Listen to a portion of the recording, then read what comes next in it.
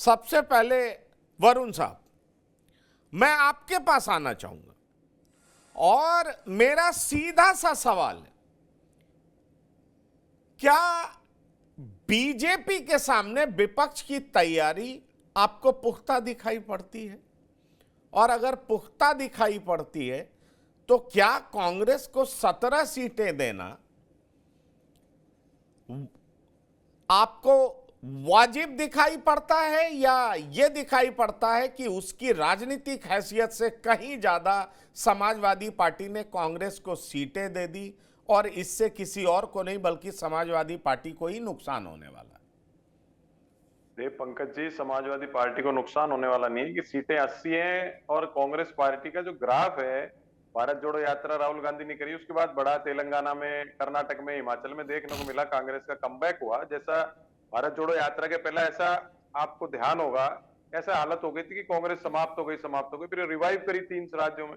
और कांग्रेस पार्टी देखिए 17 सीटों में टिकटिंग पे डिपेंड करेगा कि कोई मजबूत आदमी, अभी आप जो देख रहे हो टू एंड फ्रो चल रहा है, कोई इधर भाग रहा है, कोई इधर आ रहा है, पता नहीं लग रहा है कौन किसके साथ जा रहा है। तो जो मजबूत कैंडिडेट कहीं होगा उस पर डिपेंड करेगा।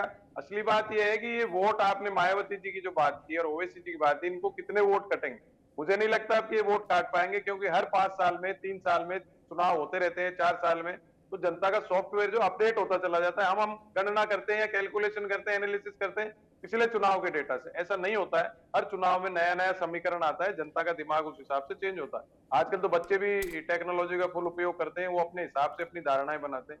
और आपने जो जनवरी में राम मंदिर की प्रतिष्ठा के बाद जैसी लहर बनी, उसमें 1.5 महीने में जबरदस्त ग्राफ में नीचे हुआ है ग्राफ को इनका।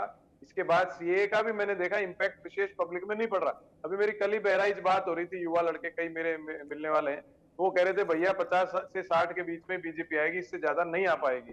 तो कई कैंडिडेट्स जो है समाजवादी पार्टी के भी मजबूत हैं और कांग्रेस के भी डिक्लेयर होंगे। अब ये देखना है अमेठी रायबरेली से अगर प्रियंका गांधी राहुल गांधी लड़ते हैं, जीतना नहीं जीतना तो भविष्य तय करेगा, लेकिन उन दोनों अगर वो लड़ते हैं तो एक नई तरीके की हवा वापस चलेगी हिंदी पट्टी में। और नहीं लड़ते हैं तो हो सकता है निराशा का भाव आए कांग्रेस कार्यकर्ताओं में, उसका नेगेटिव इंपैक्ट पड़े। तो ये चीज तो जब पूरे टिकट डिक्लेयर हो जाएंगे उसके बाद हम तय कर पाएंगे, जब भी समझ में आएगा। अभी हाल फिलहाल जैसे आरएलडी इन्होंने लिया, किसानों का आंदोलन पंजाब में, पश्चिमी उत्तर प्रदेश में इस तरह से चल रहा है। किसान जब बिल आए उस हिसाब से जनता, किसानों के अंदर जो खास तौर से, जैसे राजस्थान का भी हम पश्चिमी राजस्थान देंगे, जो जाट बेल्ट है उसमें बीजेपी का इंपैक्ट मेरे को विशेष नहीं लगता, क्योंकि राजस्थान के हालिया चुनाव हुए उसमें भी पश्चिमी राजस्थान और शेखावाटी में मोदी जी की इतनी रैलियां होने के बावजूद 70 सीटें कांग्रेस कामयाब हुई लेने में। तो हालांकि कांग्रेस इतनी मजबूत नहीं है संगठन स्तर पे, उसके बावजूद इतनी सीटें आई। तो जो पश्चिमी बेल्ट है, पंजाब, हरियाणा, अभी हरियाणा में इन्होंने सरकार बदलनी पड़ी इनको, कहीं ना कहीं इनमें भी अंदर कुछ ना कुछ गड़बड़ तो चल ही रही है।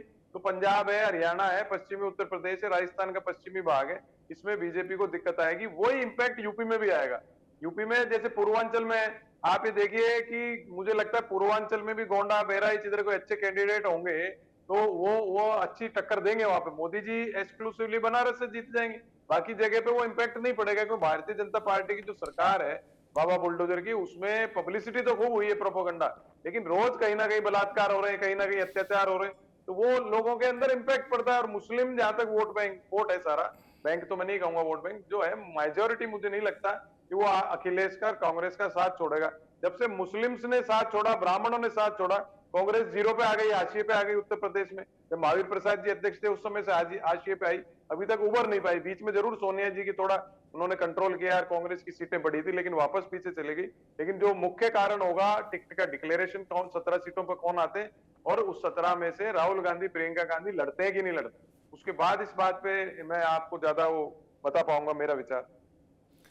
नहीं, पर आप एक बात तो बहुत साफ कह रहे हैं कि राहुल और प्रियंका लड़ते हैं कि नहीं लड़ते हैं। आखिरकार ये नौबत क्यों आ गई कांग्रेस के लिए? और अगर कांग्रेस इतनी कमजोर है तो समाजवादी पार्टी को कांग्रेस से गठबंधन करके फायदा क्या मिलने वाला है? अमेठी और रायबरेली तो राहुल और प्रियंका यानी गांधी परिवार की तो परंपरागत सीट है। अगर यहां भी सीटों के डिक्लेरेशन में इतनी दिक्कत आ रही है, इतना सोचना पड़ रहा है, वायनाड से तो नहीं सोचा उन्होंने, फिर अमेठी से क्यों सोच रहे हैं? रायबरेली से क्यों सोच रहे हैं? सोनिया गांधी के वो मार्मिक लेटर का क्या मतलब है? इसका मतलब क्या है? क्या अब गांधी परिवार को लगने लगा है कि कांग्रेस की स्थिति अमेठी और रायबरेली में भी अच्छी नहीं रही। कांग्रेस पूरे तरीके से उत्तर प्रदेश से हट चुकी है और वजह बहुत साफ है। आप कितना भी कह लें, लेकिन खुद कांग्रेस परिवार में ही एक तरफ कांग्रेस के प्रदेश अध्यक्ष, जिला अध्यक्ष रोज दावा ठोक रहे हैं कि राहुल गांधी आएंगे, प्रियंका गांधी आएंगी, लेकिन राहुल गांधी आएंगे कि नहीं आएंगे वो अपने भारत जोड़ो न्याय यात्रा में भी क्लियर नहीं करते कि अमेठी से वो चुनाव लड़ेंगे।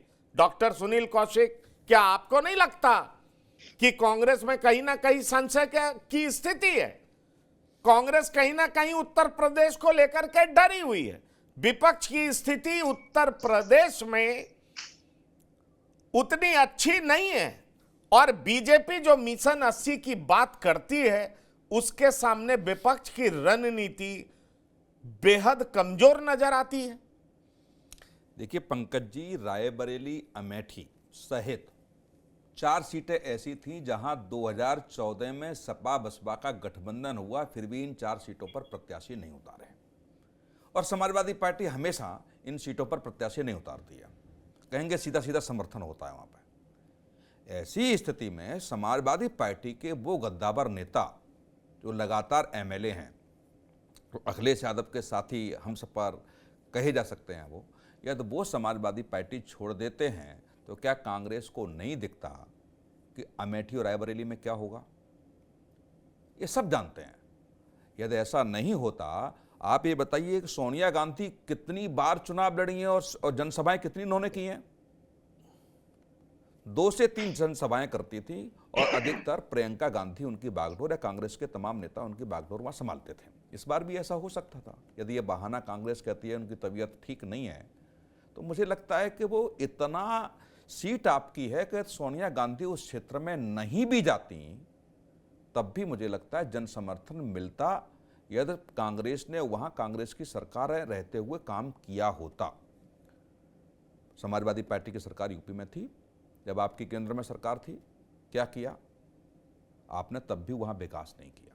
और दूसरा, उत्तर प्रदेश की 80 लोकसभा सीटों की आप समीक्षा करेंगे तो तमाम जगह पाएंगे कि 30 सीटें ऐसी हैं जहां मुस्लिम प्रभावित करते हैं, 20 सीट ऐसी हैं जहां यादव प्रभावित करते हैं, 15 सीट ऐसी हैं जहां दलित प्रभावित, वो तो चलता है राजनीतिक समीकरण और जातिगत समीकरण।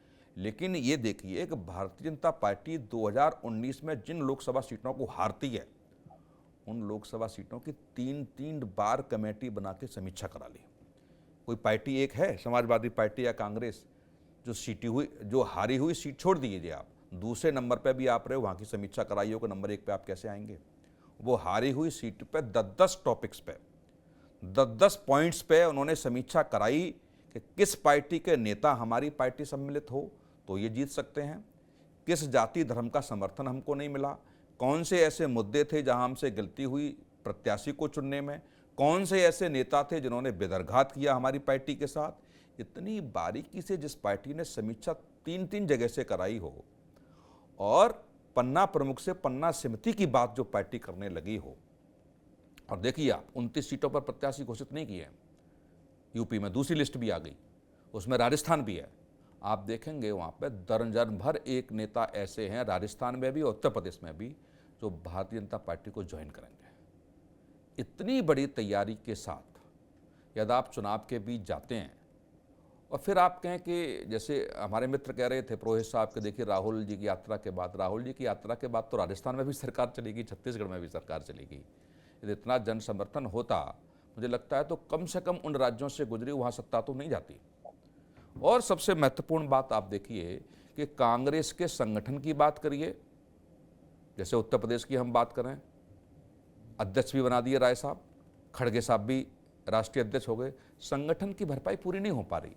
जब संगठन के लोग उनको नहीं मिल पा रहे हों, आप बूथ अध्यक्ष छोड़िए, आप ब्लॉक अध्यक्ष, आप विधानसभा अध्यक्ष आप नहीं कर पा रहे हो, और उन्हीं लोगों से आप काम चला रहे हैं जो 10 साल से आप काम चलाते आ रहे हैं। समन्वय समिति की लखनऊ में मीटिंग होती है अखिलेश यादव जी के साथ, एक नेता कांग्रेस का मंच पर होता है, पूरी समाजवादी पार्टी की फौज वहाँ थी, और उस मंच पर न कांग्रेस का चुनाव चिन्ह था, न कांग्रेस के किसी नेता का बैकग्राउंड पर फोटो था। तो ये सब दर्शाते हैं। और उसका वीडियो को अब समीक्षा करेंगे पत्रकार होने के नाते पंकज जी, तो दिख जाएगी कि अखिलेश यादव में और राय साहब में कितनी दूरियां हैं। बात तक नहीं कर रहे, राय साहब की तरफ देख नहीं रहे अखिलेश जी।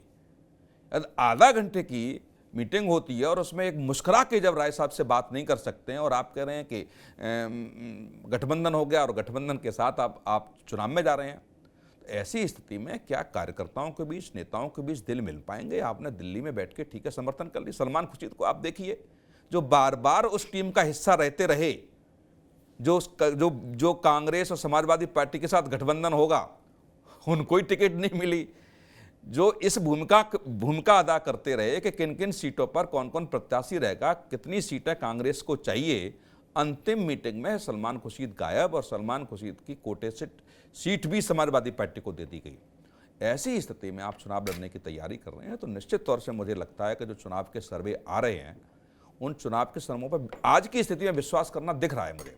और इसलिए दिख रहा है कि जो पार्टी हारी हुई सीटों पे समीक्षा 3-3 बात कर रही हो, और दूसरी बात आप देखिए, इतनी बारीकी से एक एक सीट आप देखिए, जिन लोगों पे आरोप लगे उनको टिकट नहीं दी। आप चाहे बाहर चले जाइए, चाहे उत्तर प्रदेश में आप चले जाइए, जिन राजनीतिक रूप से, सोशल रूप से जिन लोगों को ऊपर आरोप लगाए उनको भी दरकिनार बीजेपी ने किया है। चाहे महिलाओं ने उत्पीड़न के आरोप लगाए हों, चाहे प्रज्ञा ठाकुर पर तमाम ऐसे आरोप लगे हों। तो ऐसी स्थिति में मुझे समझना पड़ेगा कि जहां महिलाओं पे आरोप लगाए, खिलाड़ियों ने आरोप लगाए, चर्चा है कि समाजवादी पार्टी उनको टिकट दे सकती है, तो आप किस मुंह से घिरने की बात कर रहे थे? आप पूरा प्रकरण में विपक्ष ये आरोप लगाता रहा कि भारतीय जनता पार्टी के नेता पर इतने गंभीर आरोप हैं और वो एक पार्टी उनको टिकट देने की कवायद कर रही हो, तो निश्चित तौर से ऐसे सारे मुद्दे हैं जो लोकसभा के चुनाव में रहेंगे। लोकसभा चुनाव में ऐसे मुद्दे हैं जो कि रहेंगे, पर मैं बार बार एक बात का जिक्र कर रहा हूं, चूंकि हमारे साथ नए मेहमान जुड़े हैं, मीसम जैदी साहब जुड़े हैं, आपका बहुत स्वागत है। हमारे साथ अनुपम मिश्रा जी जुड़ चुके हैं, आपका भी बहुत स्वागत है। और साथ ही मैं आपको बता दूं, सैयद कासिम साहब भी जुड़ गए हैं, आपका भी बहुत स्वागत है सैयद कासिम साहब। मीसम जैदी साहब, मेरा बड़ा सीधा सा सवाल है, क्या कांग्रेस को उसकी राजनीतिक हैसियत से ज्यादा आपने सीटें तो नहीं दे दी? क्या नहीं क्या 17 सीटें उस पार्टी को देना जिसको विधानसभा में 2% वोट मिला हो, ये इस बात को सुनिश्चित नहीं करता कि आपने पहले ही हार मान ली?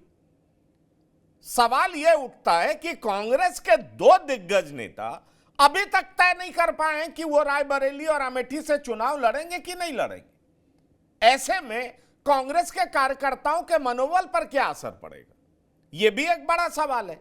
और अगर इस तरीके से मनोबल पर असर पड़ता है तो जाहिर तौर पर गठबंधन पर क्या असर पड़ेगा, यह भी बड़ा सवाल उठता है। क्योंकि बीजेपी जो आपकी अपोनेंट है, वो हर तरह की रणनीति अपनाती है कि चुनाव किसी भी तरीके से जीता जा सके, वो सही भी हो, वो गलत भी हो और सवालों के घेरे में भी हो, लेकिन रण क्षेत्र में उसको सिर्फ और सिर्फ जीत दिखाई देता है। ऐसे में यह सवाल तो पूछा जाएगा कि 17 सीटों की हकदार कांग्रेस थी क्या जो उसे सौंप दी गई? देखिए, ऐसा है पंकज जी के जो ये आपका सवाल है, ये सवाल ठीक है ये करना, मगर ये जो सीटों का गठबंधन हुआ वो किसी एक आदमी के कहने से या किसी एक आदमी के द्वारा नहीं दी गई है। ये बड़े शीर्ष नेताओं को बैठ करके उनकी बैठक हुई है, उस मंथन के बाद ये तय किया गया कि कांग्रेस को सीट दी जाए। तो ऐसे पंकज जी, गठबंधन का मतलब क्या है? और कांग्रेस भी एक नेशनलिस्ट पार्टी है, बड़ी पार्टी है, हालांकि उसका वोट बैंक या उसके कार्यकर्ता उत्तर प्रदेश के अंदर, यूपी के अंदर उतना सक्रिय नहीं है, ये बात ठीक है आपकी। बट ये है कि गठबंधन का फिर मतलब क्या होता है? अगर हम गठबंधन को गठबंधन की तरह से ना करते तो इस वक्त आपको ये लगता है कि भारतीय जनता पार्टी को रोक पाना नामुमकिन था। ना ही कांग्रेस, अब वो कांग्रेस रह गई है जो पहले कभी रहा करती थी, और ना ही और पार्टियां रह गई हैं। तो इस लिहाज से हमने जो गठबंधन बनाया वो सारी चीजों को देखते हुए बनाया, और कांग्रेस के शीर्ष नेताओं द्वारा तय किया गया ये गठबंधन है, और समाजवादी पार्टी के हमारे राष्ट्रीय अध्यक्ष जी द्वारा तय किया गया ये गठबंधन है। अब देखना बात ये है कि पार्टी कोई बड़ी छोटी नहीं होती है, बड़ा होता है देश और जनता, देश की जनता। अब जनता क्या तय करती है, क्योंकि ऐसा नहीं है, आपने देखा होगा इससे पहले भी बड़ी-बड़ी पार्टियां धराशायी हो गई और बहुजन समाज पार्टी इतनी बड़ी पार्टी कि इतने सालों कई दशकों तक उसने उत्तर प्रदेश के अंदर मुख्यमंत्री रहे और आज की डेट में उनको देखा जाए तो उत्तर प्रदेश में उसकी स्थिति नगण्य है। तो इसका मतलब ये नहीं है, जनता ही उठाती है और जनता ही, आपको मैं बता दूं कि जनता ही आपको नीचे करती है।